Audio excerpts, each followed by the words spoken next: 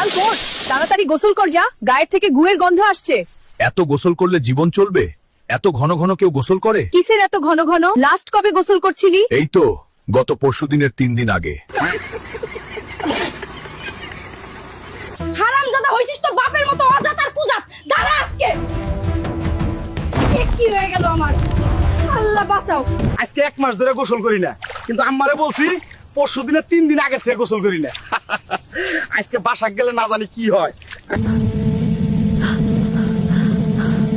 High high মা, তোমার পায়ে এগুলা কি হইছে? জানি না বাবা, হঠাৎ করে শরীরটা বট গাছে পরিণত হয়ে গেছে।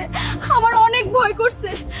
আমাকে বাঁচা বাবা। তুমি ভয় পেও না মা, তোমার ছেলে তোমাকে কিছুই হতে দিবে না, আমি ব্যবস্থা করতেছি। ডাক্তার কবিরাজ, আমার মায়ের পায়ে বটগাছ হইছে, আমার মাকে বাঁচান। বলিস কি এসব? এটা তো খুবই ভয়ঙ্কর বিষয়।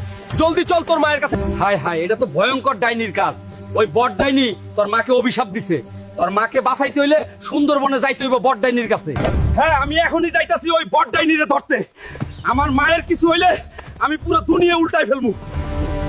তোমরা সবাই আমাকে লাইক আর সাবস্ক্রাইব করে দাও গাইস, তাহলেই আমি আমার মাকে বাঁচাতে পারবো।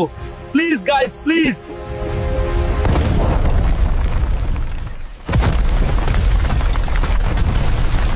কই তুই বট ডাইনি? সাহস থাকলে সামনে আয়, তোকে আজ আমি শেষ করে দিব। তোর শেষ আজ আমার হাতেই। আয় দেখি কে কাকে শেষ করে দো। যে এখানে আসে সে কখনই ফিরে যেতে পারে না। তুইও পারবি না। গাইজ, আমাকে সবাই লাইক আর সাবস্ক্রাইব করে দাও, এতে আমি শক্তি পাবো আর পরের পর্বে এই ডাইনিকে হারিয়ে আমার মাকে বাঁচাতে পারবো। কেউ তোকে লাইক সাবস্ক্রাইব করবে না, কেউ তোকে পরের পর্বের জন্য কমেন্টও করবে না, কেউ তোকে বাঁচাতে পারবে না। প্লিজ গাইজ, প্লিজ লাইক আর সাবস্ক্রাইব করে দাও।